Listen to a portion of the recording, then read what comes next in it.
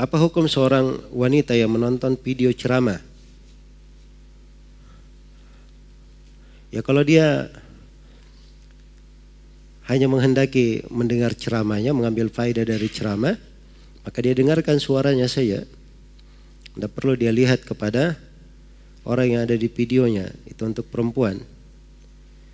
Sebab video itu dibolehkan oleh para ulama hanya dari sisi pertama, pada sesuatu yang bukan merupakan gambar tetap.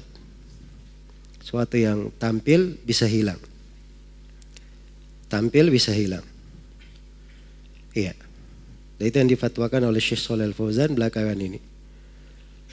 Dan beliau juga belakangan ini ada rekaman, direkam di Syarah Kitab Tauhid dan acara fatwa Nurun Alat Darb, itu rekaman dengan video. Setelah itu di waktunya nanti disiarkan. Di waktunya disiarkan. Ketika saya tanya tentang itu, kata beliau, hal yang dibolehkan itu asy-syai' alladhi yu'rad wa yazul. Sesuatu yang tampak dan hilang. Walaysa suratan mutsabbata. Bukan gambar yang tetap. Karena itu saya tidak membolehkan sama sekali ada yang mengambil gambar, mengambil foto. Karena itu bukan hal yang diperbolehkan. Beda dengan live misalnya. Live itu kata beliau adalah naql. Adalah memindahkan. Itu fatwa-fatwa beliau yang terakhir. Ya, kalau ada yang tidak tahu fatwa itu, ya dia tidak usah menyalahkan orang yang tahu. Tidak usah menyalahkan orang yang apa? Yang tahu. Syekhnya masih hidup, tanya aja ke sana. Nah, dan itu fatwanya ada terekam. Pada sebagian fatwa itu ada terekam. Ya kita biasa dengar di majelis beliau.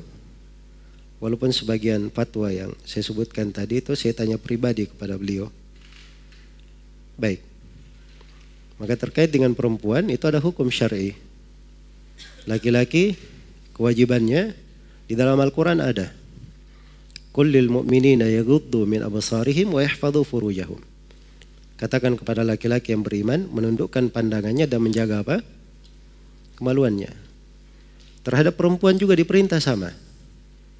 Wa qul lil mu'minati yaghuddna min absarihinna wa yahfadna furujahunna. Katakan kepada perempuan mukminah untuk menundukkan pandangannya dan menjaga apa?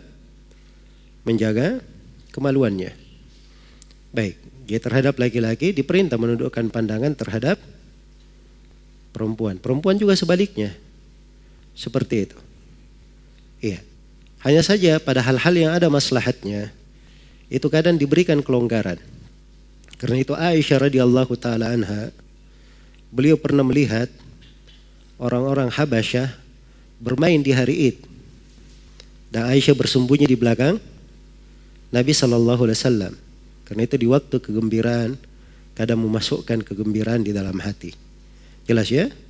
Karena itu tadi saya katakan kalau memang yang dia maksudkan ceramah, manfaat dari ilmu, tidak mesti seorang itu melihat kepada siapa yang ada di video itu.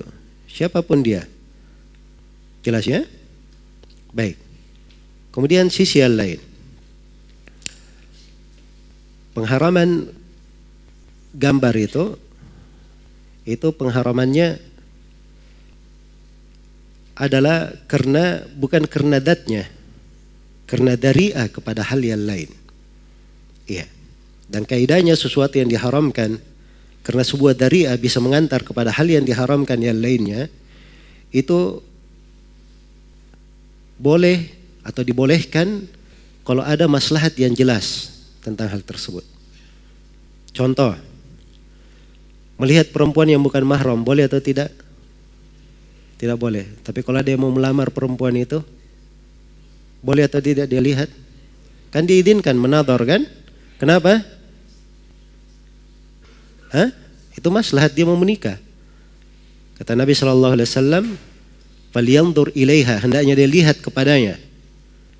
Iya. Hendaknya dia lihat padanya.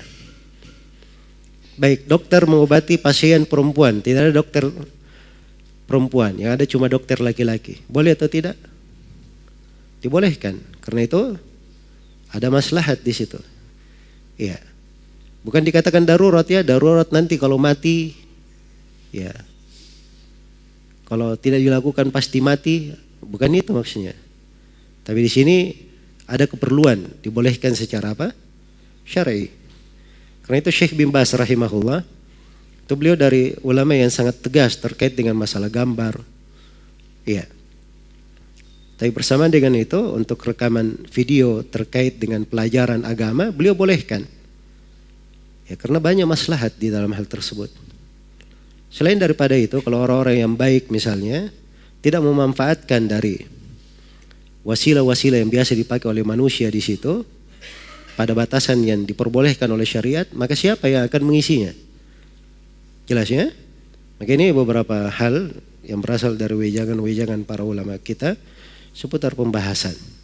Sambil saya nasihatkan kepada setiap muslim dan muslimah, setiap dai, agar supaya tidak bergampangan dan seorang itu mengetahui letak-letak penggunaan syariat di dalam apa yang dia kerjakan, dan dia mengetahui maslahat yang jelas di dalam hal tersebut. Semoga Allah Subhanahu wa taala memberikan taufik kepada semuanya dan menjaga kita di atas keikhlasan, memelihara kita dari dosa dan kesalahan. Innahu waliyyu dzalika wal qadiru alaihi wallahu taala alam. Subhanakallahumma wa bihamdik asyhadu an la ilaha illa anta astaghfiruka wa atubu ilaik walhamdulillahi rabbil alamin.